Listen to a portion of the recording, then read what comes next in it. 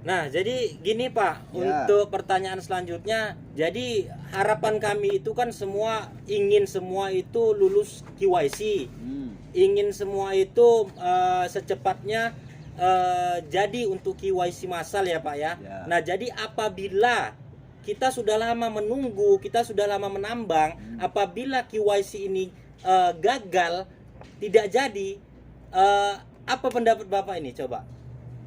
Ya, terkait dengan keraguan ya, karena sampai hari ini kan fitur untuk melakukan KYC itu belum terbuka ya, masih 100/100 untuk pionir yang berhasil ya kemarin.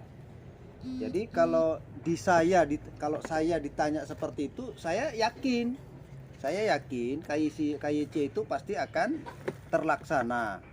Hanya semua soal waktu. Terus bagaimana kalau tidak terlaksana? Maka semua kita perlu evaluasi secara menyeluruh.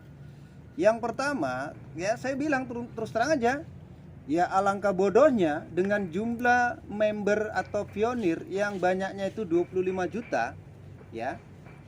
Kalau misalnya tiba-tiba tidak terjadi pelaksanaan KYC atau gagal misalnya.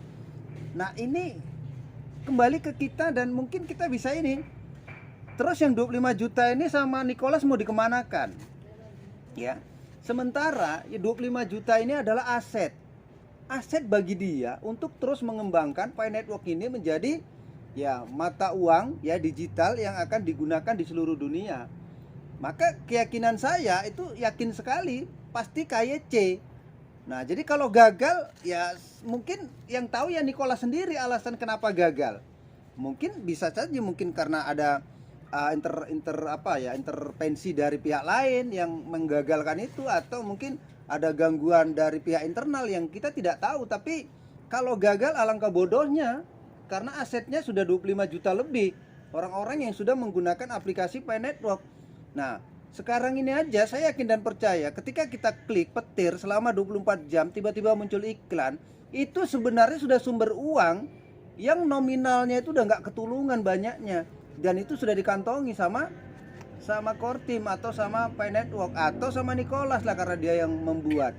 Nah, tentu saja kalau misalnya ini gagal KYC, ya saya sih tidak yakin gagal. Saya yakinnya sih pasti semuanya akan KYC. Nah, kalau gagal ya mungkin kita perlu rame-rame datang ke tempat Nicholas lah. Oh, kenapa begitu ya, Pak, digagalkan ya? KYC itu?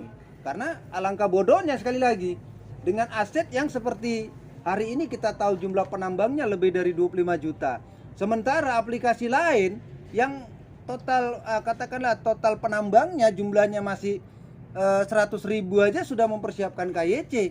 Ya, ada salah satu aplikasi lain yang kita nggak usah sebutkan namanya, ya belum lagi sampai 10 juta mereka sudah KYC ya secara massal.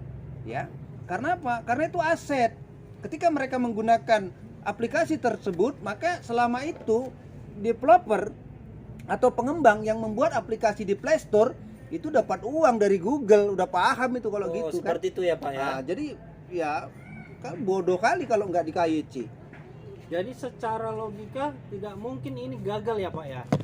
Tidak mungkin, ini pasti akan berhasil. Ya. Iya.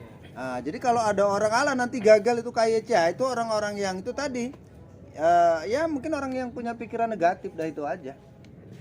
Kira-kira begitu.